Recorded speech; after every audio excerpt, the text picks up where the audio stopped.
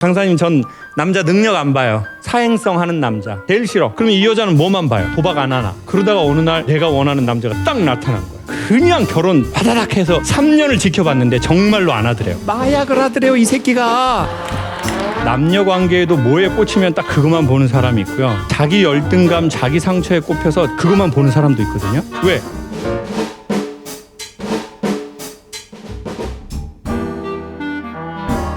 자, 여러분들한테 한번 뭐 여쭤보고 한번 시작하고 싶습니다. 시선이 뭐 하나에 꼽히면 이렇게만 보는 사람이 있잖아요. 그리고 뭐 하나에 꼽히면 이렇게 보면서도 옆을 보는 사람이 있잖아요. 그리고 아예 뭐에 잘 안 꼽히는 사람도 있는 것 같아요. 뭐 누구를 막 좋아한다든지 그 분야를 판다든지 그러지 않는 경우도 있는 것 같거든요. 여러분의 경우는 좀 어떠세요? 제가 1번 드려볼게요. 1번, 저는 그냥 그거에만 매진하는 편입니다. 손 한번 들어보세요. 일단 위험한 분들이다라는 말씀을 드리고 싶네요. 강사님, 저는 뭐 이렇게 딱 보지만 주변 걸 보면서 그래도 보는 것 같아요. 그런 분 한번 손 들어보세요. 또 3번이 있습니다. 3번은 전부 이렇게 딱 이렇게 그런 거 없습니다. 뭐 술도 뭐 좋아해? 그럼 난 다 먹어. 난 종 안 가려. 난 그냥 휘발유도 마셔. 냄새 비슷하잖아. 뭐 남자도 난 뭐 이렇게 막 따지지 않아. 그냥 오는 사람 안 맞고 또 가는 사람 안 막아. 자기가 좋아하는 거 그 뭔 의미가 있어? 그렇게 별로 되지도 않는데. 난 오픈 마인드. 그런 분 손 한번 들어보세요. 아, 이런 분이 한 7분 정도 계시군요. 그리고 나머지 1번, 2번이 지금 거의 한 40%, 50% 이렇게 되는 것 같아요. 제가 왜 이 말씀을 드리냐면 제가 보이는 거예요. 뭐 하나에 꼽히면 다른 게 안 보이는 거예요. 그러니까 남자하고 여자하고 사귈 때도 여자분들 이런 사람이 있어요. 아, 강사님, 전 남자 능력 안 봐요. 제가 벌면 돼요. 저는 근데 아버지한테 정말 뒤었어요. 아버지가 술 먹고 노름하고 엄마 때리고 질려요. 저는 그래서 오락하는 남자도 싫어요. 사행성 하는 남자 제일 싫어. 그럼 이 여자는 뭐만 봐요? 오직 도박 안 하나, 게임 안 하나, 술 안 먹나, 그것만 보는 거예요. 근데 뭐 게임 안 하고 술 안 먹고 그런 남자 많이 없습니다. 그러다가 어느 날 내가 원하는 남자가 딱 나타난 거야. 도박도 안 하고 게임도 안 하고 술도 안 먹고 담배도 안 피워. 그냥 다른 남자가 채갈까 봐 그냥 결혼 화다닥 해서 3년을 지켜봤는데 정말로 안 하더래요. 왜요? 마약을 하더래요, 이 새끼가. 애낀 거야, 마약 살라고. 자기 트라우마에서, 자기 상처에서 우리가 꼽힌 게 있거든요. 남자도 여자 볼 때 뭐만 봐요? 그냥 뭐 질서 지켰나? 어떤 사람은 얼굴만 보고 어떤 사람은 몸매만 보고. 근데 문제는 뭐예요? 그거 말고 전체를 봤었어야 되는데 그것만 봤네요. 꽂혀가지고. 근데 이렇게 남녀 관계에도 뭐에 꽂히면 딱 그것만 보는 사람이 있고요. 자기 열등감, 자기 상처에 꼽혀서 그것만 보는 사람도 있거든요. 그럼 남 말 잘 안 들어요. 내 열등감에 딱 꽂히잖아요. 그럼 남이 칭찬하면 안 받아들여요. 나 안 이쁘다고 생각해. 나 열등감이 있어. 근데 이제 어떤 남자가 되게 매력적이시다 그러면 아, 감사합니다 이러면 되는데 왜 그런 말을 해? 뭐 원하는 게 뭐야? 왜? 나는 나한테 꽂힌 게 있거든요. 저는 이제 그 꼽힌 게 뭐였냐면 학력. 제가 국민학교 다닐 때는 조사를 했어요. 가족상 적는 거. 여러분 국민학교 다녔어요? 네, 느낌이 국민학교예요. 근데 이제 국민학교 다니는데 제일 먼저 제가 딱 꼽힌 게 뭐였냐면 그 칸 있잖아요, 가족. 그게 6칸이더라고요. 근데 저희 집은 자식만 6명이거든요. 그럼 부모님 계시고 자식이 6명이니까 2명을 빼야 되잖아요. 그러니까 어린 나이에 누구를 빼지라는 생각이 딱 드는 거예요. 위로 빼면 부모님이 빠지고 밑으로 빼면 저하고 김미자가 빠지고, 그리고는 옆에 이제 학력란을 쓰는 게 있었어요. 제 친구는 엄마, 아빠, 자기 동생, 아버지 대졸, 엄마 초대졸 착착 쓰더라고요. 저희 집은 아빠는 소학교라는 옛날 일제강점기 시대에 그 학교를 다니다 귀가 안 들리니까 학교 못 다니셔. 그만뒀고, 엄마는 아예 학교를 다니신 적이 없고, 또 큰 누나는 국민학교만 나왔고, 뭐 형 중학교만 나와서 서울 올라갔고, 누나들은 다 여상 나왔고. 그래서 저희 집에는 항상 주판이 있었다고요. 주판. 그 주판 알아요? 이렇게 1전이요, 2전이요, 3전이요, 4전이요 따라락 하는 거.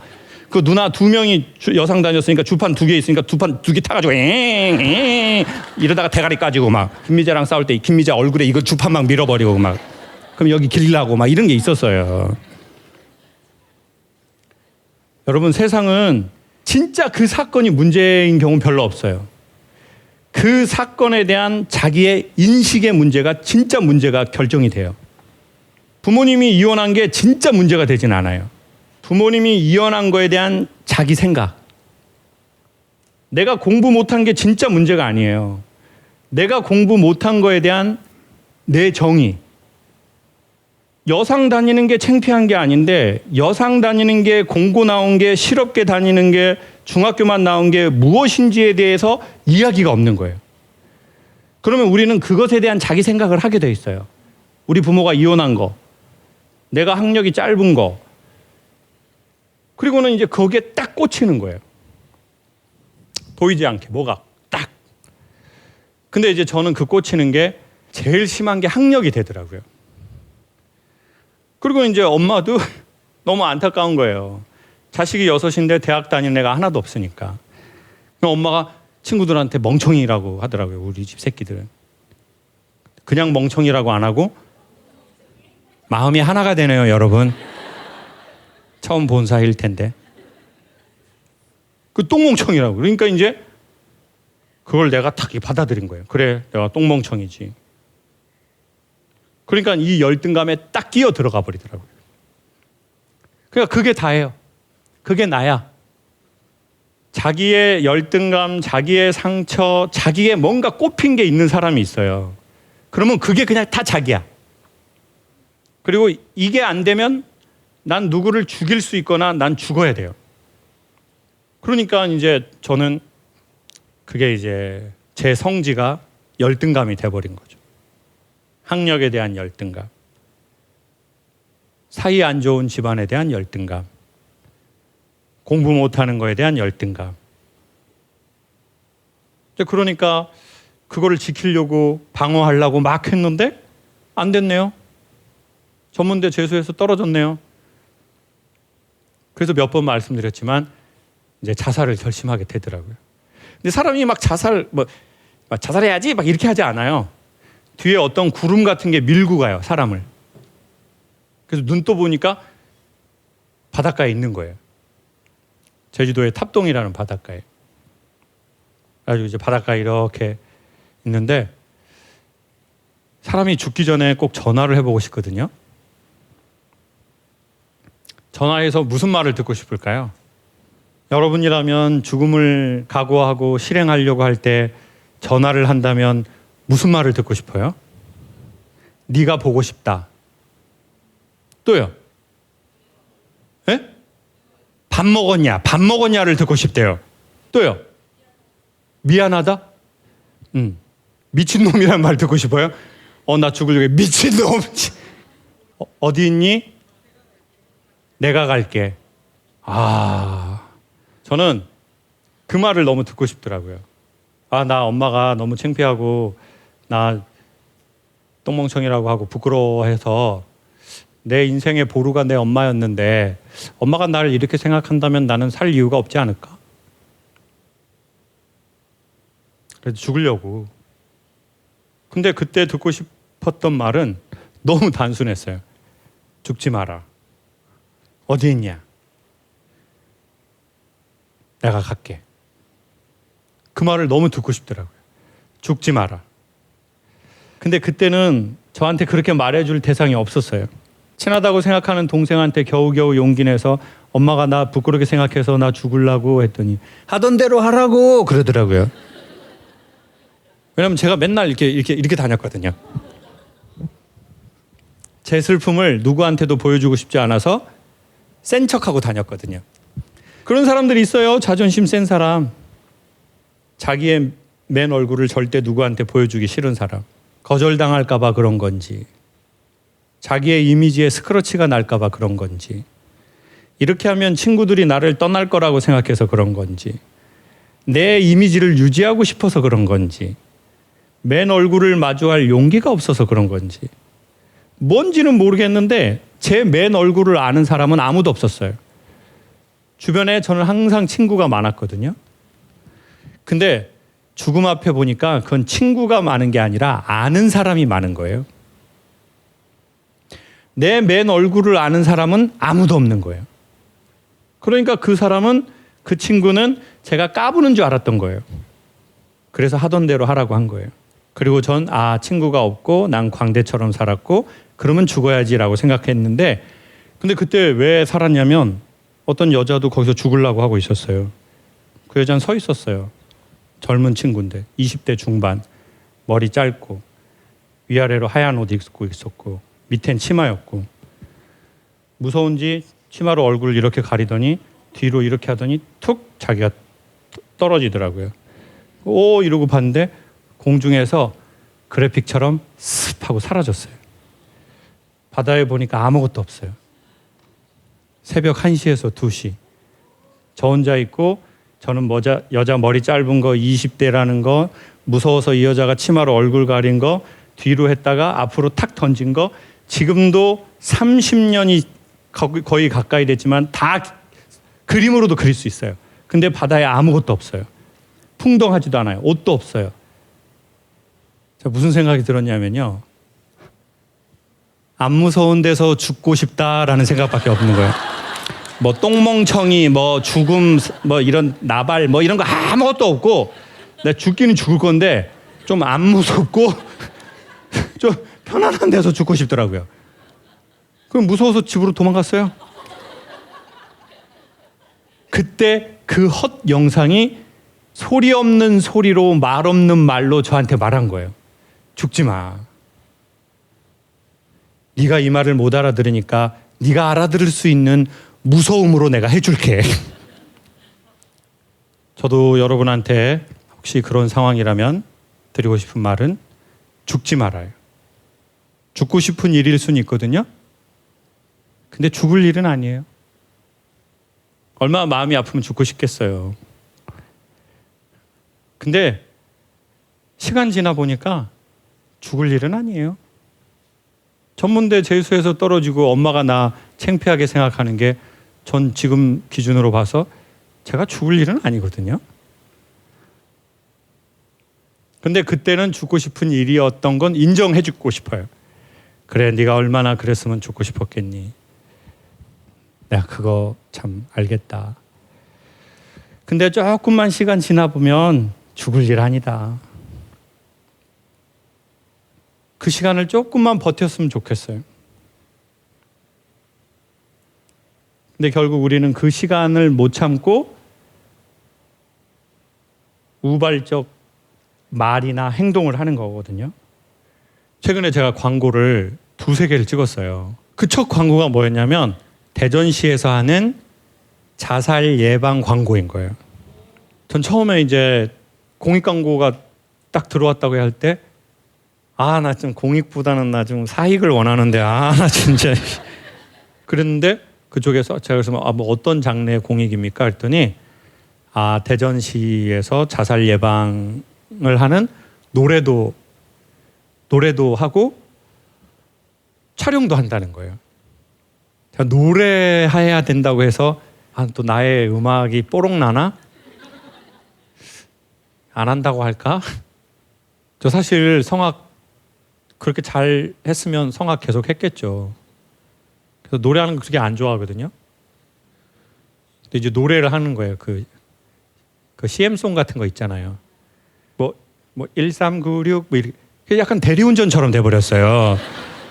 그러니까 감독님이 노래 노래 너무 잘하신다는 거예요. 노래 괜찮다는 거예요.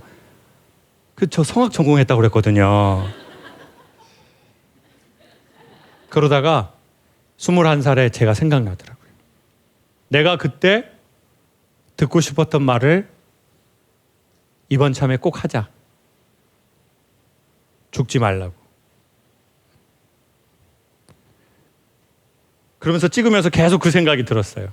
딱 한마디. 죽지 마라. 죽고 싶은 마음은 이해한다. 그렇지만 시간이 지나보면 죽을 일은 아니다.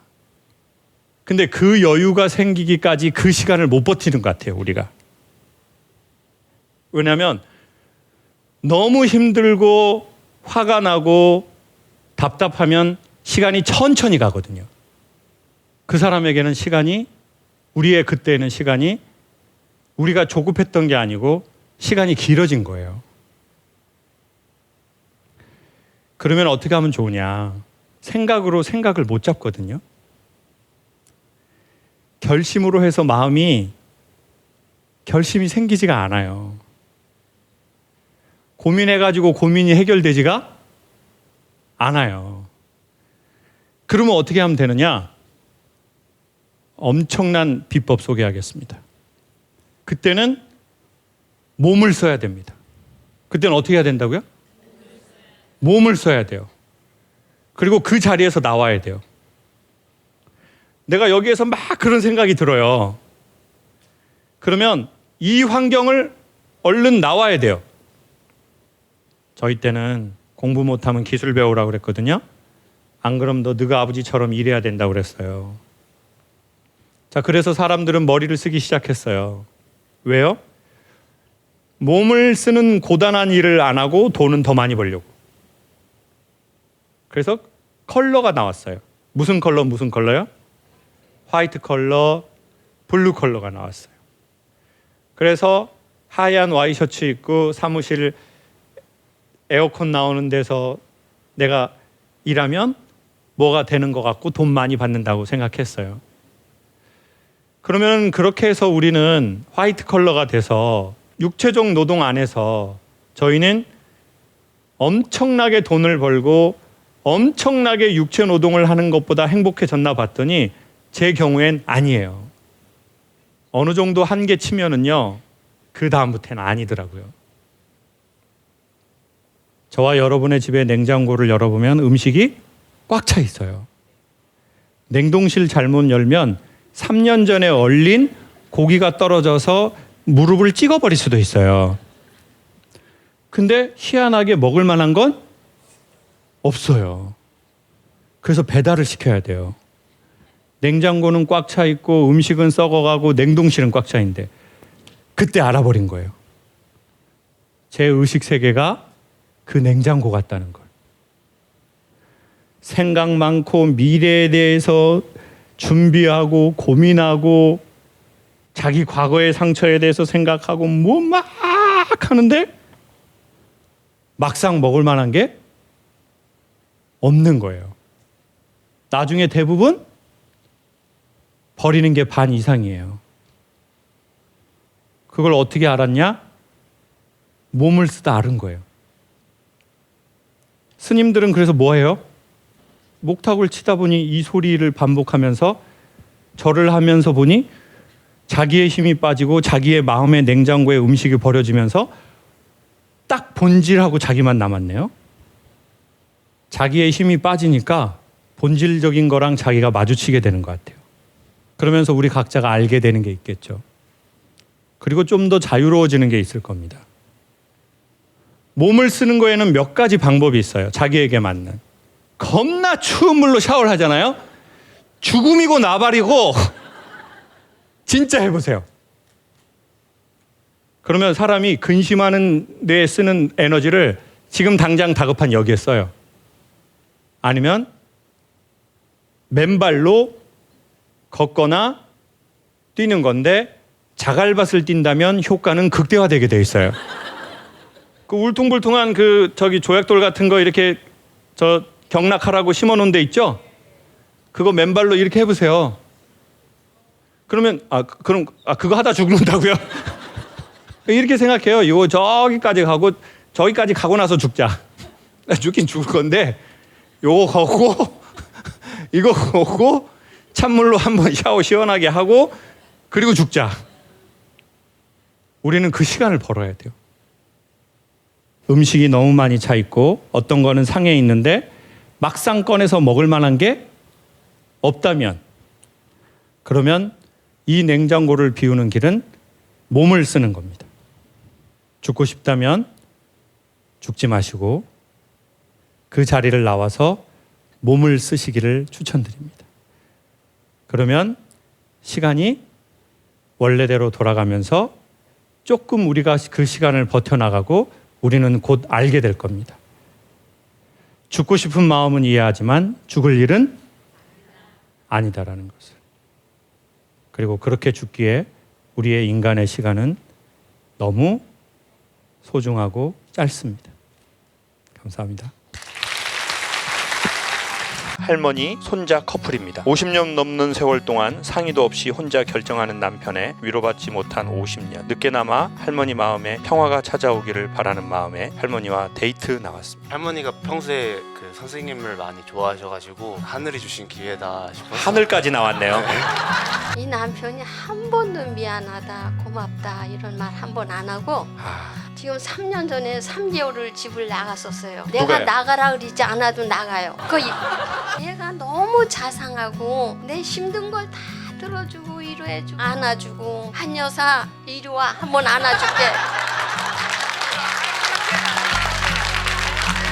저런 데서 봐도 어디서 한 여사 돌아보면 얘야. 너무 그거 감사하죠. 희한하네요. 할아버지 씨인데 어떻게 저렇게 다를까요? 우리 손자하고 나와서 저희 사진 한번 찍으시죠.